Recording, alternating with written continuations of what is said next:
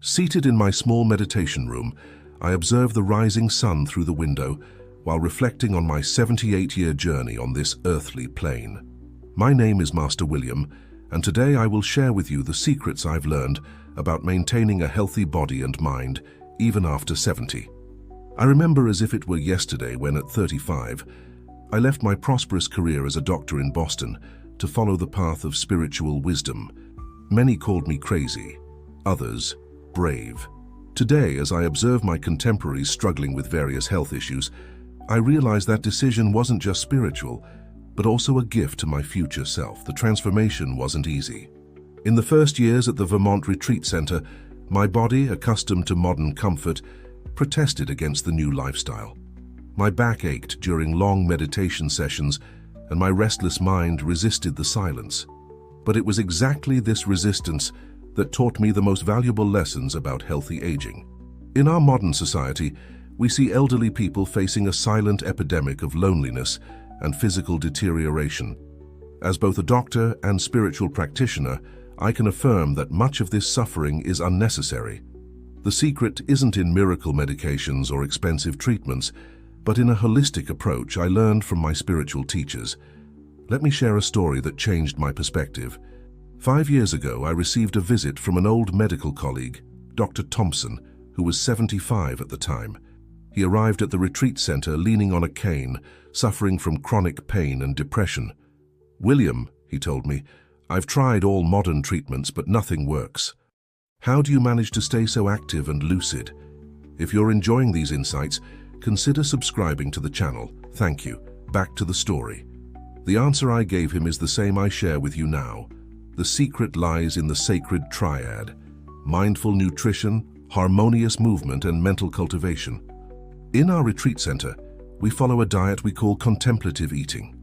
Each meal is a mindfulness practice where every bite is savored with complete attention.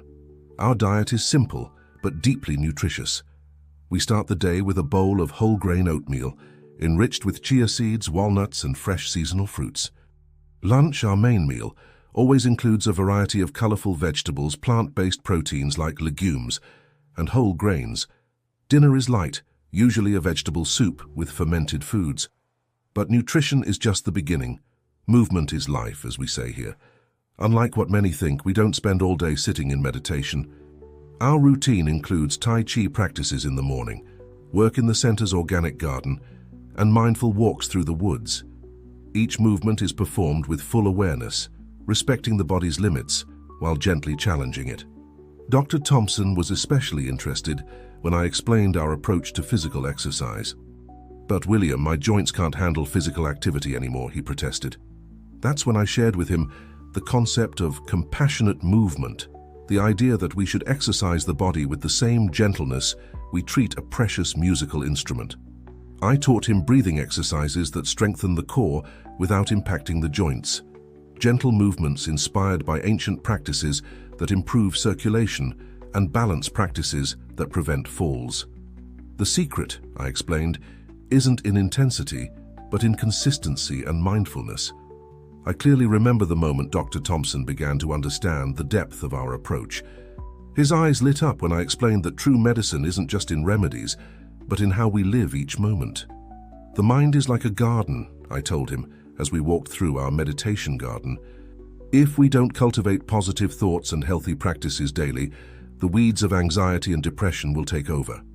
This metaphor touched him deeply, as he himself had a small garden at home that he had abandoned after retirement. One of the practices that most impacted my own journey after 70 was what I call the 3 gratitudes ritual.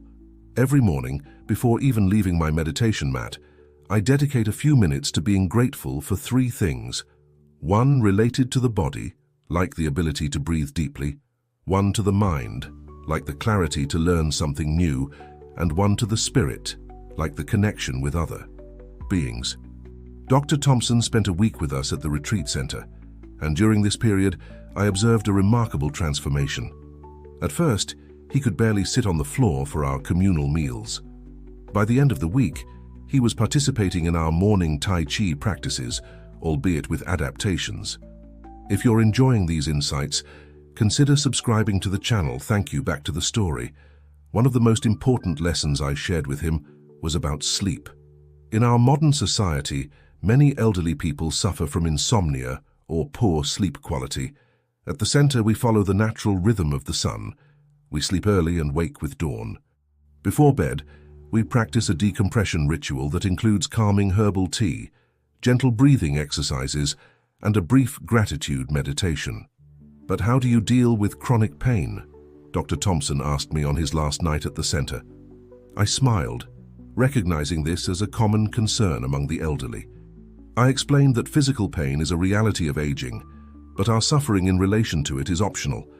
I shared with him our practice of compassionate body scanning, where, lying comfortably, we travel through each part of the body with loving attention. When we find areas of tension or pain, instead of resisting, we practice acceptance and send conscious breathing to these regions. I also spoke about the vital importance of social connections. In our center, no one ages alone. We have a vibrant community where each member, regardless of age, has a significant role.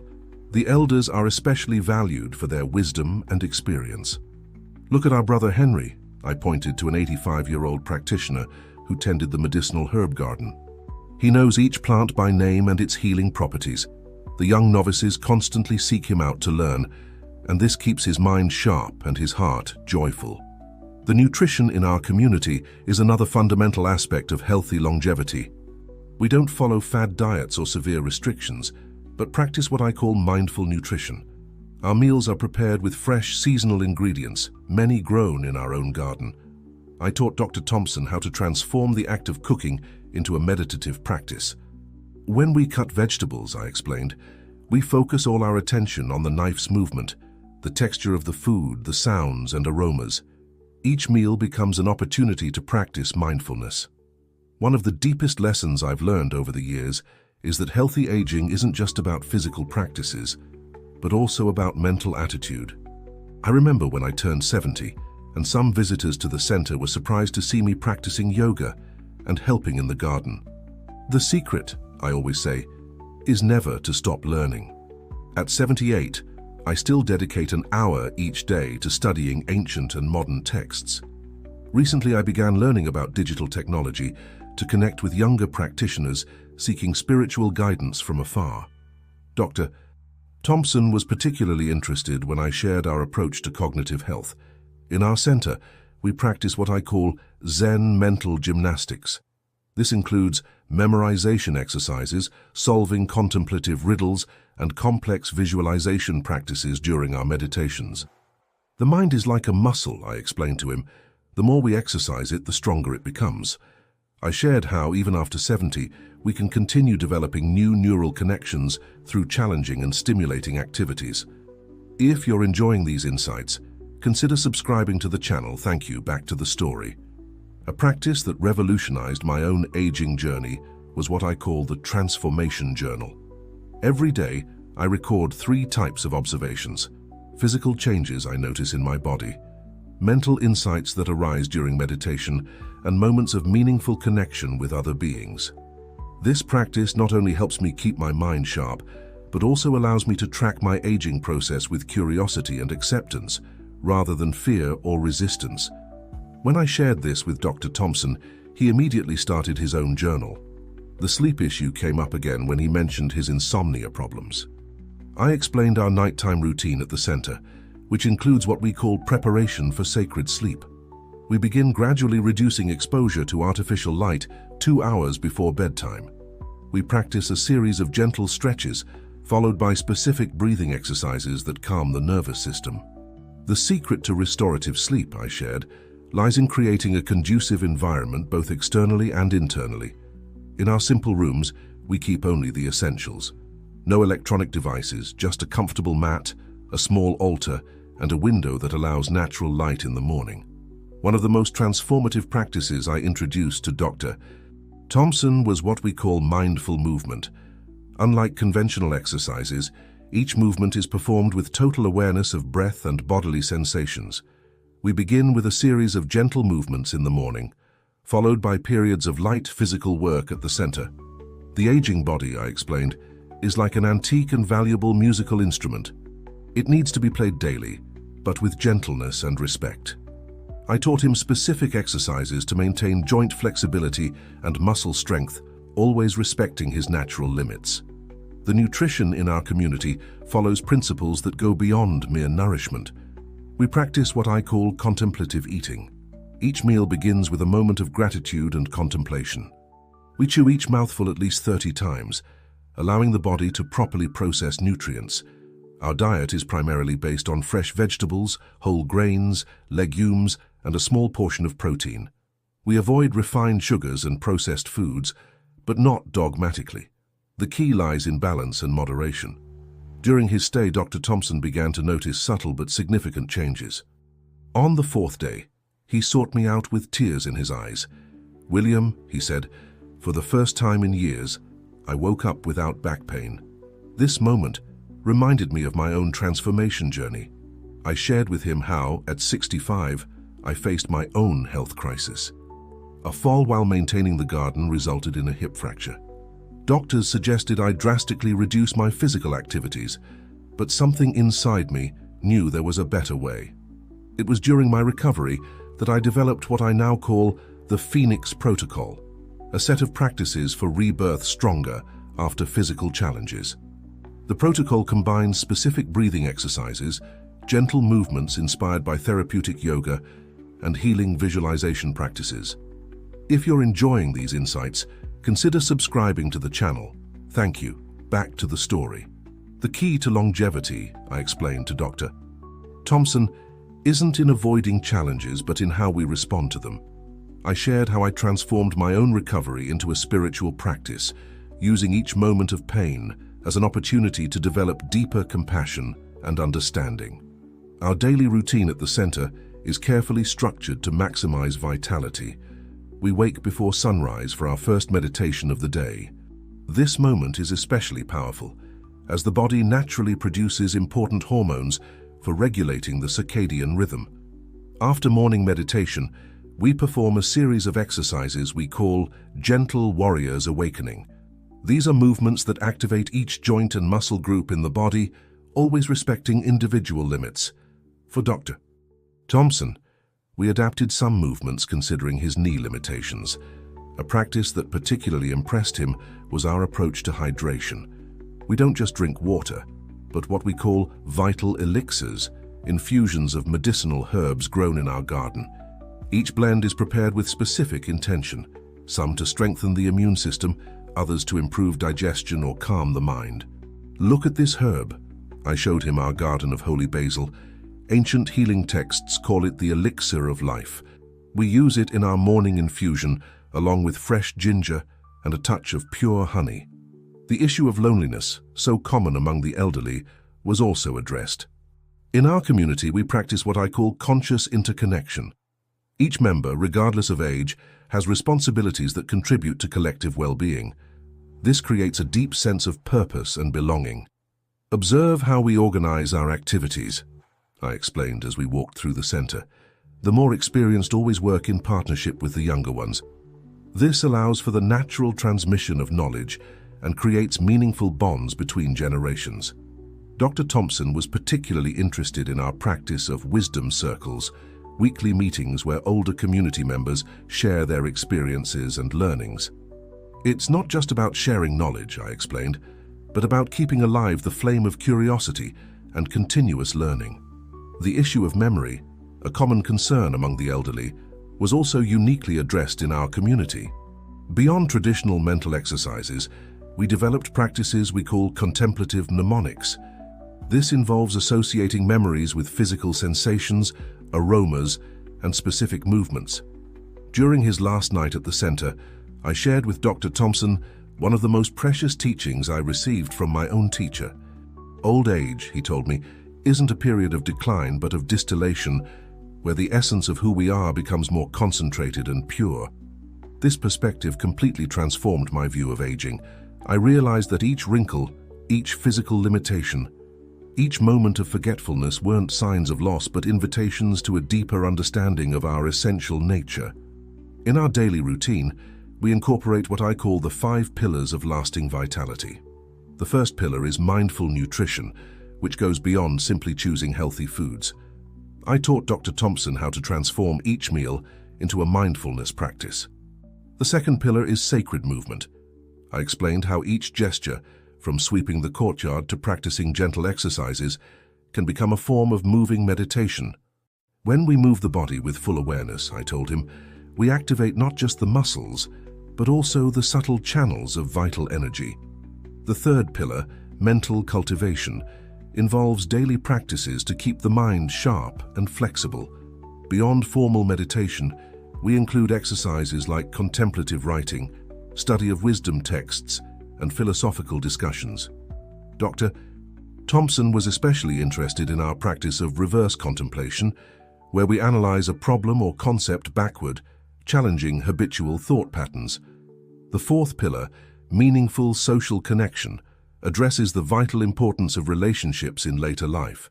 In our community, we cultivate what I call spiritual friendships, relationships based on shared values and mutual support on the spiritual path. The fifth and final pillar is transcendent purpose. I explained to Dr. Thompson how each member of our community, regardless of age, maintains a personal project that benefits others. Some cultivate medicinal herbs, others teach meditation to beginners, and still others document ancient wisdom in accessible formats for new generations. Look at Master Henry, I pointed to our 85-year-old gardener. He's not just cultivating plants, but creating an illustrated compendium of medicinal herbs that will be his legacy for future generations. A practice that particularly impressed Dr. Thompson was our twilight ritual. Each day at sunset, we gather for a special meditation session where we practice what I call active gratitude, specifically acknowledging the blessings that advanced age has brought us. With aging, I explained, we lose certain physical capabilities, but gain a deeper perspective on life. True wisdom lies in recognizing that each phase of life brings its own gifts. During his stay, Dr. Thompson began implementing several of the practices I shared. At first, he struggled to sit in meditation for more than 5 minutes. By the end of the week, he could maintain presence and focus for longer periods. One of the most notable transformations in Dr. Thompson occurred in his relationship with time. At the beginning of his visit, he constantly checked his watch, anxious about schedules and commitments. Gradually, he began to tune into the natural rhythm of the center, guided by the sun and daily practices. You know, William, he told me on his penultimate day, for the first time in decades, I'm not counting the days I have left, but fully living each moment. This comment reminded me of an ancient wisdom story that I shared with him. I told him about a practitioner who, upon turning 80, was asked about his secret to longevity. He responded, "When I eat, I just eat. When I walk, I just walk. When I sleep, I just sleep." The simplicity of this response contains a profound truth about healthy aging. If you're enjoying these insights, consider subscribing to the channel. Thank you. Back to the story. In our routine, we implement what I call moments of conscious pause. Every hour, a soft bell sounds through the center. At this moment, regardless of what we're doing, we stop for 3 complete breaths. This simple practice has a profound impact on reducing stress and maintaining mental clarity. Aging, I explained to Dr. Thompson, is like a river that flows constantly. We can fight against the current, spending our precious energy, or we can learn to flow with it, discovering new paths and possibilities. A practice I introduced specifically for him was the Golden Dawn Protocol. It begins with a specific breathing exercise called Youth Breath, where we inhale deeply, visualizing golden light filling each cell of the body, and exhale, releasing all tensions and worries. During our conversations, Dr. Thompson shared his concern about memory loss. I taught him our technique of Zen mental mapping, where we use visualization and association to strengthen memory. We don't fight against forgetfulness, I explained, but create new neural pathways through conscious practice. Our approach to nutrition also fascinated him. I showed him how we prepare our longevity elixirs, specific combinations of herbs and spices that support different aspects of health. For example, our morning infusion contains turmeric, black pepper, and ginger, an ancient combination to reduce inflammation and strengthen the immune system. True medicine, I shared with him, isn't just in what we consume, but in how we consume it. Each meal is an opportunity to nourish not just the body, but also the mind and spirit.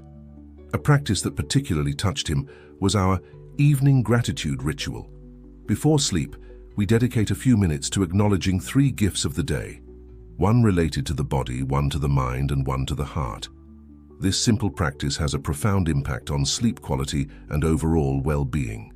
During our final days together, I noticed a significant change in Dr. Thompson's posture. His shoulders, previously tense and hunched, began to open naturally. His gaze, previously anxious, conveyed a serenity that reminded me of my own transformation years ago. One morning, while practicing our conscious movement routine, he shared a profound realization.